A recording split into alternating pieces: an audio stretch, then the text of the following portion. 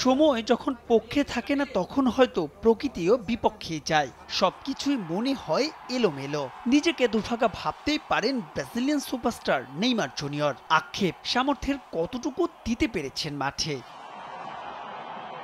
তার প্রতিভা নিয়ে প্রশ্ন ওঠেনি কখনোই। তবে ইনজুরির কালো ছায়া ছিল গোটা ক্যারিয়ার জুড়েই। জাতীয় দলের জার্সিতে যে কটা ম্যাচ খেলেছেন একই কারণে মিস করেছেন প্রায় সমান সংখ্যকই। ইউরোপের পাঠ চুকিয়ে ফিরেছিলেন শৈশবের ক্লাব সান্তোসে, ছিলেন নতুন কোচ কার্লো অ্যাঞ্চেলোত্তির গুড বুকেও। দায়িত্ব নিয়ে নেইমারকে তিনি প্রস্তুত হতে বলেছিলেন বিশ্বকাপের জন্য, কিন্তু ওই যে নিয়তি, এ যেন মরার ওপর খাড়ার খা।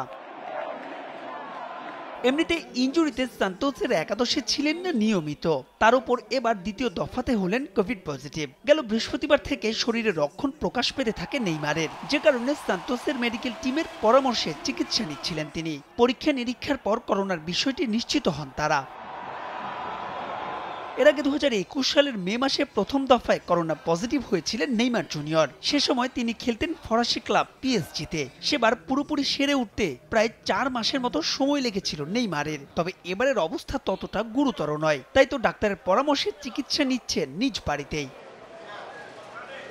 2023 সালে উরুগুয়ের বিপক্ষে ম্যাচে লিগামেন্ট ছিঁড়ে যাওয়ার পর থেকেই ব্রাজিল দলে আর ফেরা হয়নি নেইমারের। মাঝে চলতি বছরের মার্চে কলম্বিয়া আর আর্জেন্টিনার বিপক্ষে বিশ্বকাপ বাছাইয়ের ম্যাচে তাকে দলে রেখেছিলেন সে সময়ের কোচ দরিভাও জুনিয়র, কিন্তু আবারও ইনজুরিতে পড়ায় ছিটকে যান 23 সদস্যের বহর থেকে।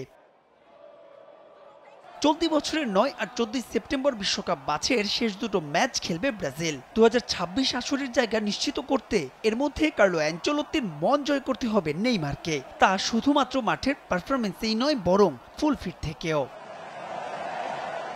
মাহবুব রিমন, সময় সংবাদ।